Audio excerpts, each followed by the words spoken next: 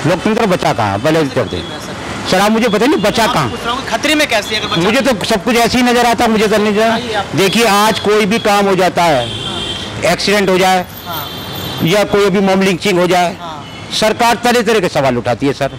ये गवर्नमेंट नौकरी हुई, उसकी नौकरी हो गई। तो अब ये इलेक्शन जो है ना वो इलेक्शन नहीं है, ये एक बिजनेस है सर। तो आपके लिए काम भी तो कर रहे हैं सर। क्या काम कर रहे हैं बताइए सर, बताइए आप हमें बताइए। आपके लिए सड़कें तो बाजी पहले भी थी, पहले ईंट की थी, पक्की है। इसमें क्या पहले भी सड़क, पहले भी इसको सड़क ही कहते थे, आज भी सड़क ही कहते हैं। तो इसमें नया क्या है बताइए, नया बताइए आप क्या।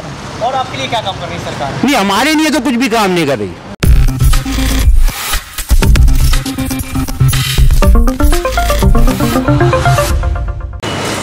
सर कैसे देखते हैं आपकी लगातार महंगाई बढ़ रही है, मंदी लगातार जो है चल रही है, इसके क्या जो है नुकसान हो सकते हैं और कैसे कम होगी मंदी? सर मंदी का तो ये है कि जो इस वक्त मौजूदा सरकार है इस वक्त हमारी, चाहे वो दिल्ली सरकार हो या केंद्र की सरकार बीजेपी हो, मेन चीज़ ये है कि कारोबारी ना कोई पॉलिसी नहीं है इनके पास। अपनी योजनाएं चलाकर लोगों का बेवकूफ़ बनाना है। न्याय अगर इंसान को देना है तो सबसे पहले क्या है कि मुफ्तखोरी बंद कीजिए आप। जैसे कि मुफ्त का राशन, मुफ्त की चीज़ से किसी से भी देश का भला नहीं हो सकता।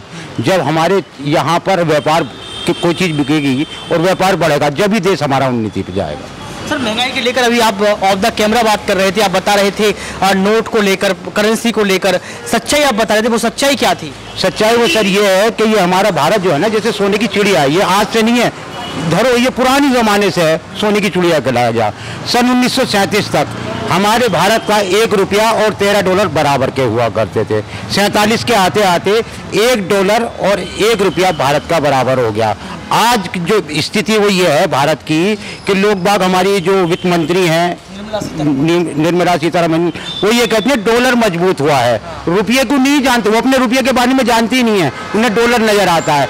जबकि के हम इस वक्त मात्र 18 पैसे के आदमी रह चुके हैं, मात्र 18 पैसे के, क्योंकि डॉलर 82 रुपये का है। अगर हम अपने आप से देखें, अभी पिछली सरकारें थी, मनमोहन सिंह था, जब मनमोहन सिंह जी जो थे प्रदेश के प्रधानमंत्री, उस जमाने में भी आप ये समझ लीजिए 62 रुपये का डॉलर था। तब हम 38 पैसे पे चल रहे थे और आज सिर्फ हम 18 पैसे पे चल रहे हैं और हम लोग ने हवा बना के बैठे हुए डॉलर को। अगर आज देखा जाए जो महंगाई का दौर स्तर है, वो ये समझ लिए डॉलर कोई मायने रखता। हमारा भारत ये जो सिक्का है वो पहले भी मजबूत था और आज भी मजबूत है। सरकार कैसे जो है इस तक पहुंच सकती है, सरकार इसको कैसे सही कर सकती है? वो अपनी योजनाएं कम करें। जैसे मैं आपको बता रहा हूँ कि यहाँ पर फिजूल खर्ची ज़्यादा है, अपने ऊपर ज़्यादा करता है। जो भी आया नेता आज तक वो लूट के लेके गया है।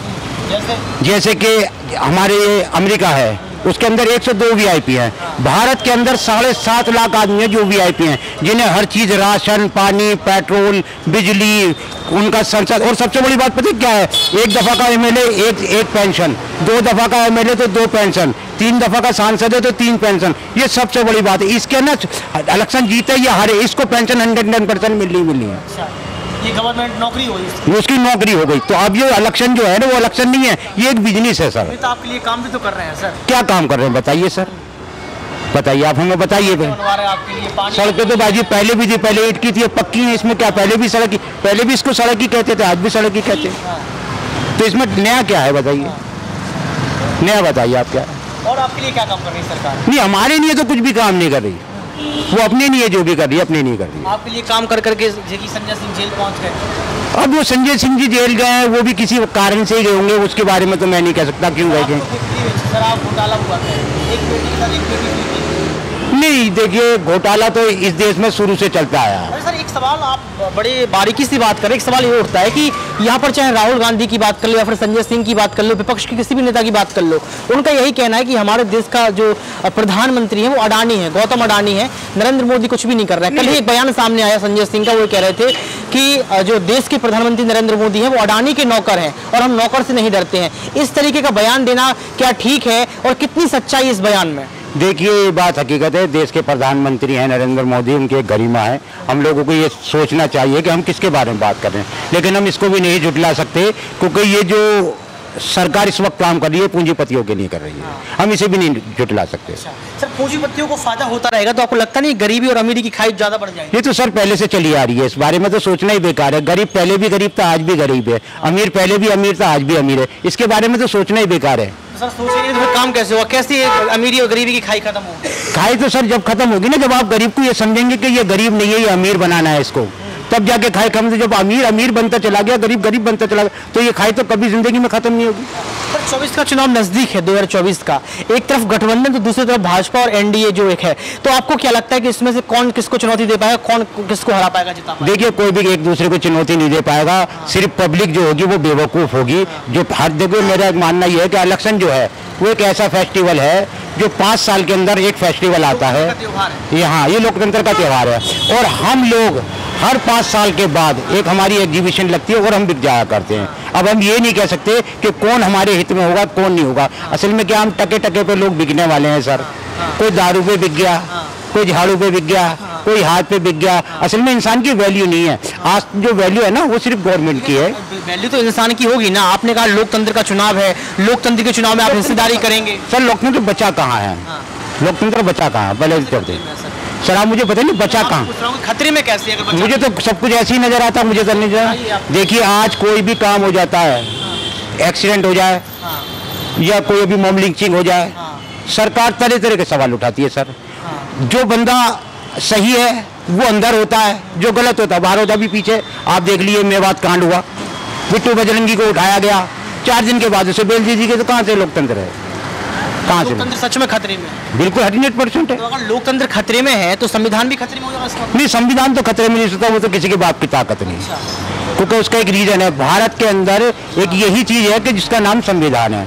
जिस दिन ये पब्लिक समाज जान गया ना कि ये संविधान की वैल्यू क्या है, उस दिन शायद लोगों को अकल आ जाए। असल में अभी हम नेताओं की बातें सुनते हैं, हम संविधान को नहीं सुनते। या तो लोकतंत्र बचेगा कैसे? कैसे बचा पाएगी जनता? आप सब मिलकर देखिए इस टाइम पे ये मेरा कहना मुश्किल होगा कि कोई सीधा सच्चा एक बेहतरीन आदमी दुनिया के अंदर मजबूत सा हमारे भारतवर्ष को संभाल ले, तो ऐसा तो मुझे नामुमकिन लगता है सर। नरेंद्र मोदी पर भरोसा नहीं है आपको? मुझे किसी पे भी भरोसा नहीं है। अच्छा, नरेंद्र मोदी का किसी पे भी भरोसा नहीं है।